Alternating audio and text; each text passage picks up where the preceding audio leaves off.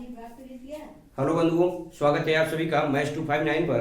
तो अब हम जो है क्लास 10th के इस क्लास में, यहाँ 11th नहीं क्लास 10th की जो बात कर रहे हैं, तो क्लास 10th में हम देखेंगे कि जो हमने द्विघात समीकरण का जो है क्वाड्रिक इक्वेशन, यानी हम बात करें प्रश्नावली 4.1 बेसिक इसके पहले डिस्कस किया था। आज हम इस क्लास में क्या डिस्कस करने वाले हैं, 4.1। तो आइए बिना देरी के हम क्वेश्चन को स्टार्ट करते हैं। आप सब उम्मीद करते हैं कि पिछले क्लास आपने देखा होगा, अगर नहीं देखा है तो जाकर के उसको प्लेलिस्ट बना हुआ है क्लास 10 के नाम से, वहां पे जाकर के आप देख सकते हो एक एक वीडियो। ठीक, चलिए आइए अब ध्यान दो। क्वेश्चन नंबर फर्स्ट क्या बोला है, जांच कीजिए कि क्या निम्न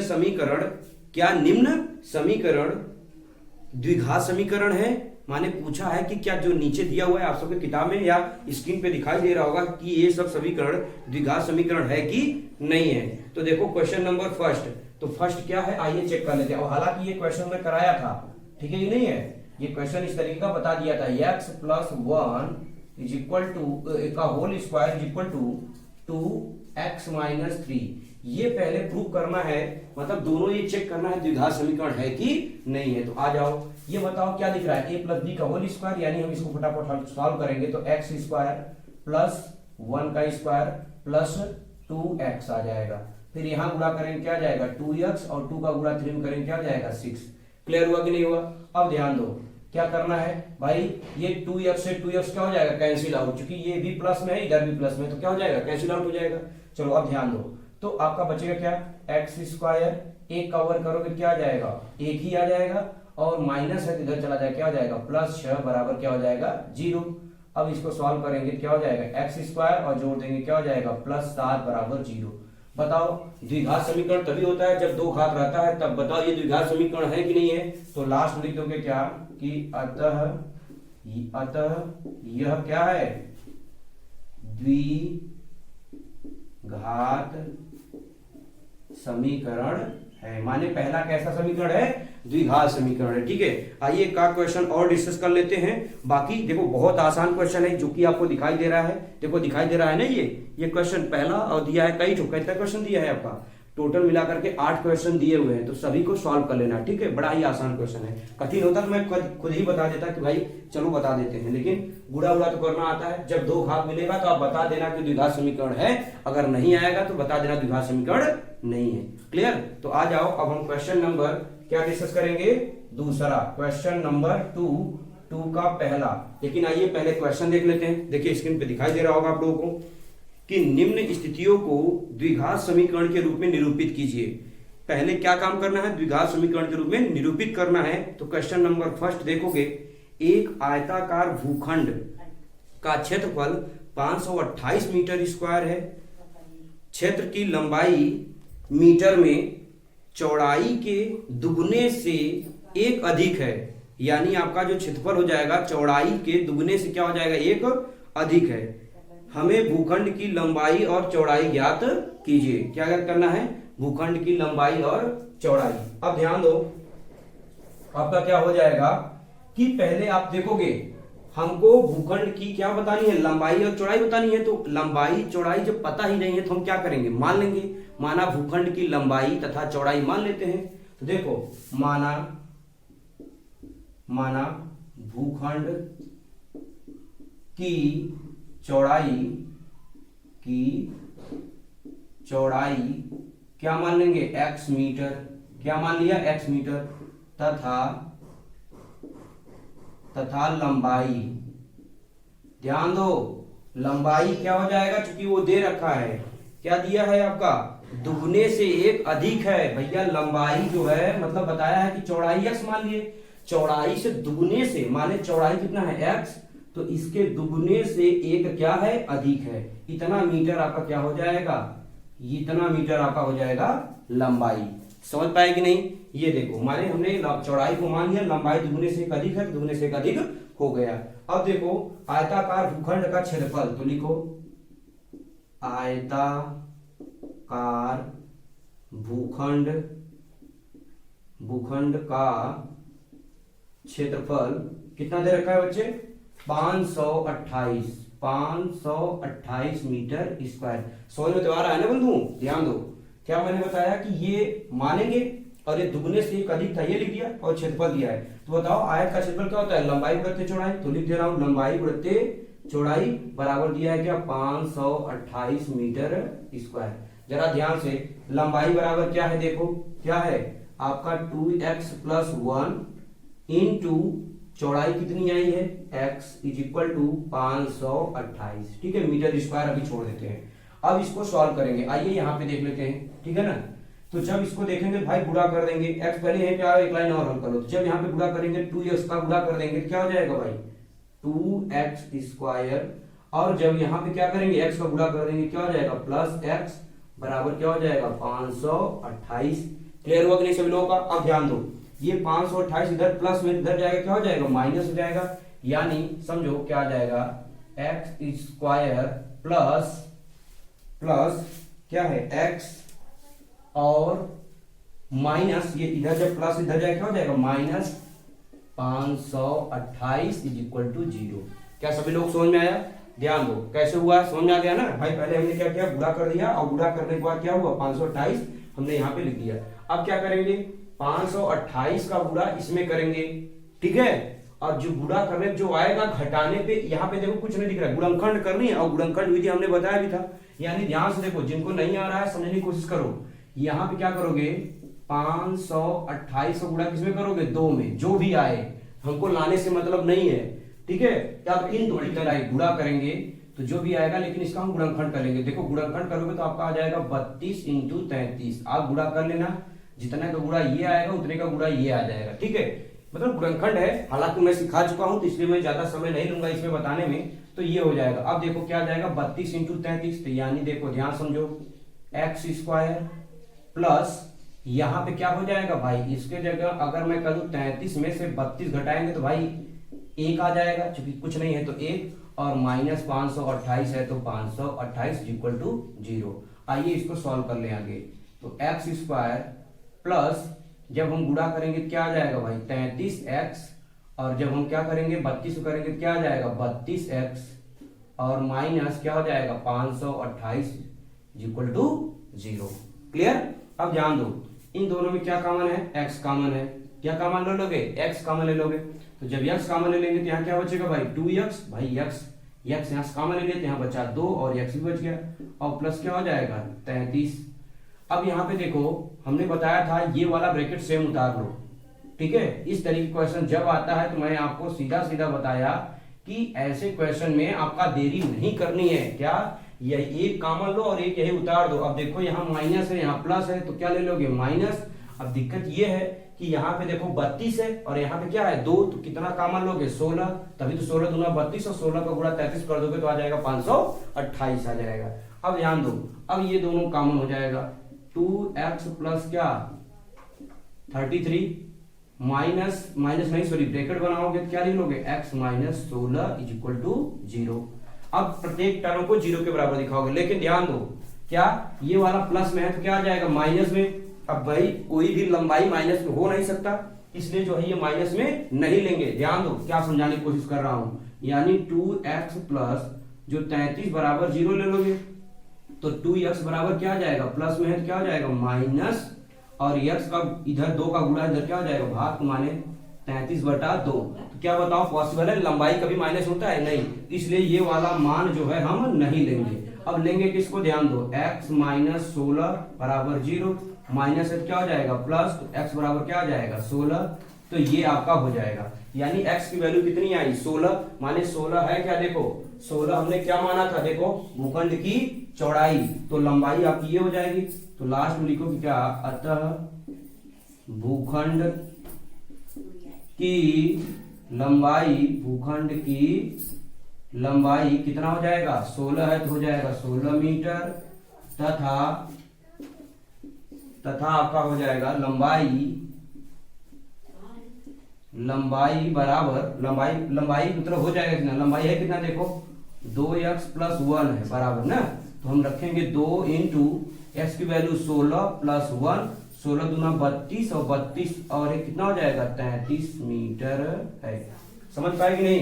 अरे भाई ये जो है आपका 16 दूना 32 और एक 33 मीटर, माने भूखंड की लंबाई 16 मीटर आया तथा चौड़ाई कितनी, सॉरी दोनों जगह नहीं दिए हैं क्या, यहाँ पे आपका चौड़ाई हो जाएगा, इसको गलत हो गया थोड़ा बना दीजिएगा, मैं बोल रहा हूँ भूखंड की चौड़ाई आएगा, क्योंकि चौड़ाई को हमने x माना था और लंबाई 2x+1 है, तो ये हो जाएगा। इस तरीके से क्वेश्चन नंबर हम क्या करेंगे, पहला देख लिए, और यहाँ पे ये पहला नहीं दूसरे का पहला है, ठीक है ना, दूसरे का पहला, क्योंकि पहला क्या था द्विघात समीकरण चेक करेंगे ये है कि नहीं है, अब हमने इसको कर लिया। ठीक, अब आ जाओ क्वेश्चन नंबर 2 को देखते हैं। क्वेश्चन नंबर 2 को देखते हैं, क्या है, दो क्रमागत धनात्मक पूर्णांकों का गुणनफल 306 है, हमें पूर्णांकों को ज्ञात करना है, मतलब उसने कहा है कि हमें बताना है कि पूर्णांक कितना होगा। अब ध्यान दीजिएगा आप सब, दो क्रमागत पूर्णांक हमको मालूम नहीं है, तो हम मान लेंगे क्या, माना दो क्रमागत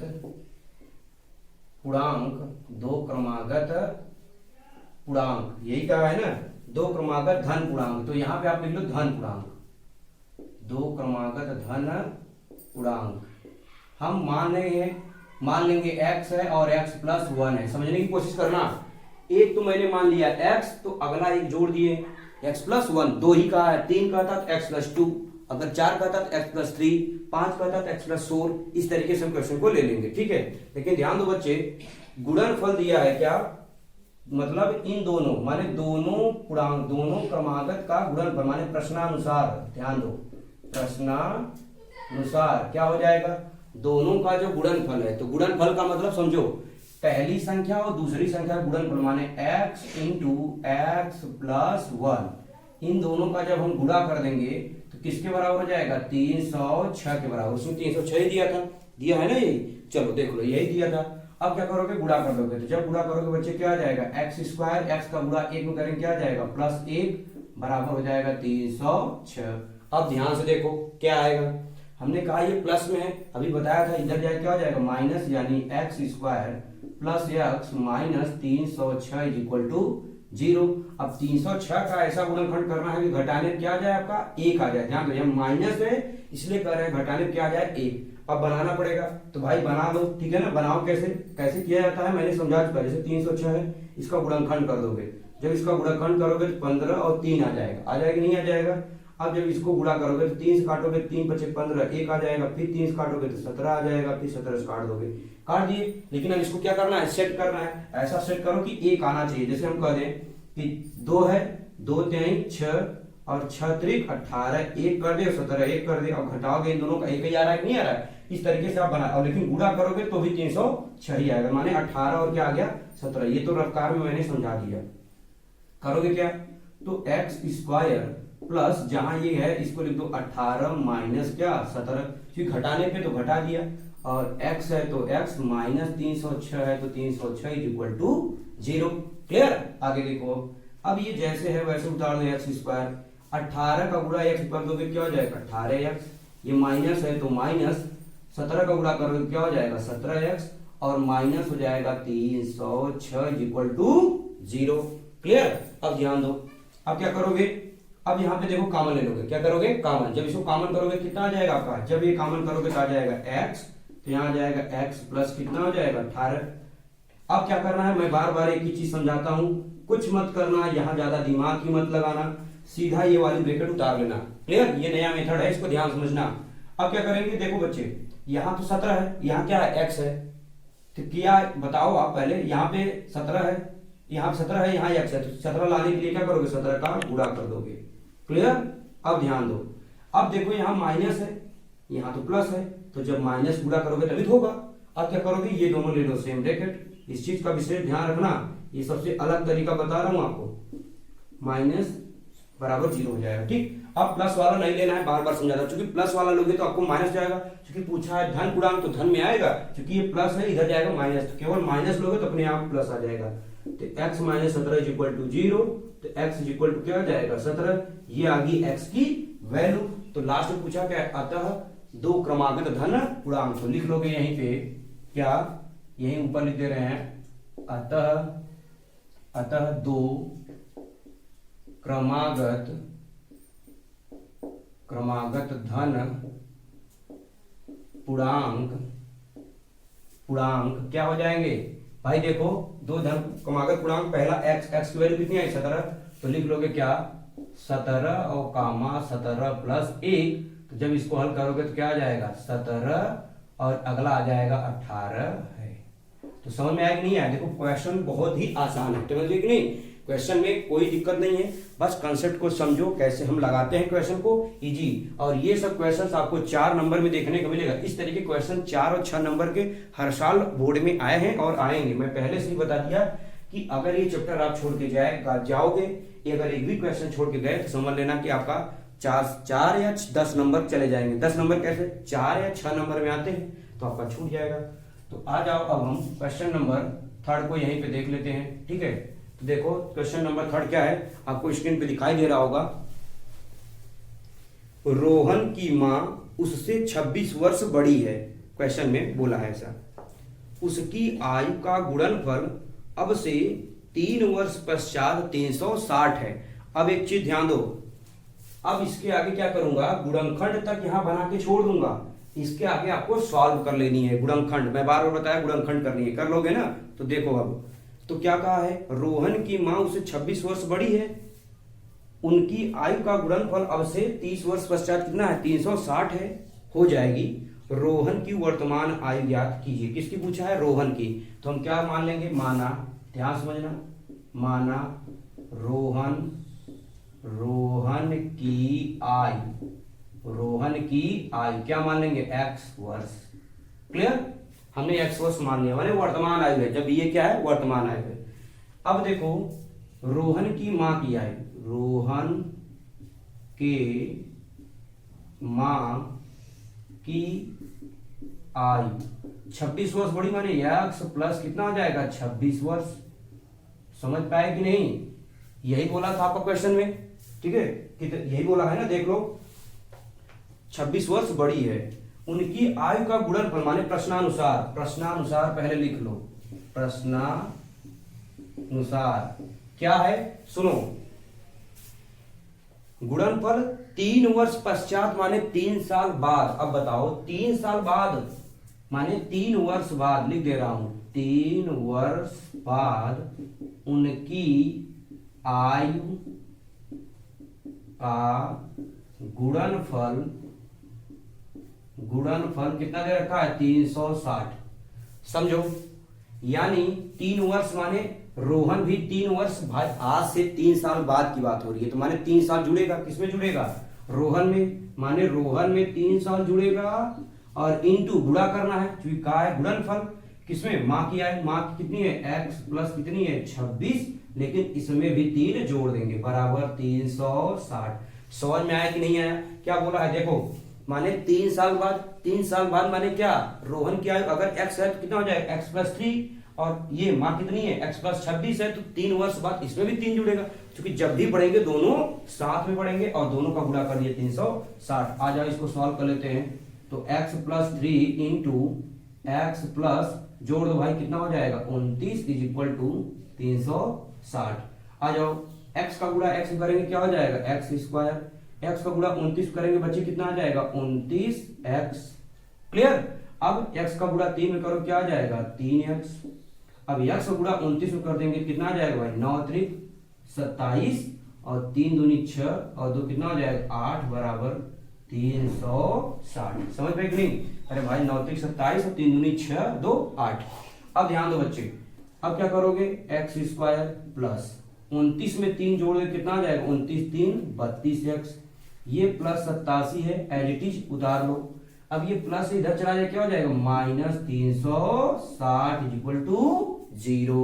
अब ध्यान से देखो भाई, सारा हमने सॉल्व कर लिया, अब इसको घटा देंगे, तो जब घटाओगे बच्चे क्या आ जाएगा, एक्स स्क्वायर प्लस 32x, और ये माइनस में आएगा, क्योंकि ये घटाओगे भाई, देखो माइनस वाला बड़ा है, तो जब घटाएंगे कितना आ जाएगा 3, घटाओगे 3 आ जाएगा, यहाँ बचेगा कितना 15, तो 8 7 15 माने 7, और यहाँ बचेगा कितना 2, तो 200 कितना आ गया 73। घटाओ भाई, यही आएगा ना। तो भाई हमने क्या किया, इसको सॉल्व किया, अब हमने सॉल्व करके इसको हल किया, ये आ गया। अब क्या करना, आपका काम क्या है, 273 का ऐसा गुणनखंड करो घटाने पे 32, इसके आगे लगाना आपका काम है। ध्यान दो कि इसका गुणनखंड करो घटाने पे कितना आ जाए 32 आ जाए। अब उन दोनों का गुणनखंड करोगे, x की वैल्यू आएगी और x की वैल्यू हमारे किसकी आ जाएगी, रोहन। सिर्फ रोहन की पूछा है, न कि रोहन की माँ की आयु पूछा है। तो उम्मीद करता हूँ ये क्वेश्चन आप सॉल्व कर लोगे और सॉल्व करके मुझे बताना है कि रोहन की आयु क्या आएगी। ठीक है, तो ये क्वेश्चन पहले नोट डाउन कर लो, तो फिर मैं क्वेश्चन नंबर चौथा चलूंगा, दूसरे का चौथा। ठीक है, पहले इसको लिखो।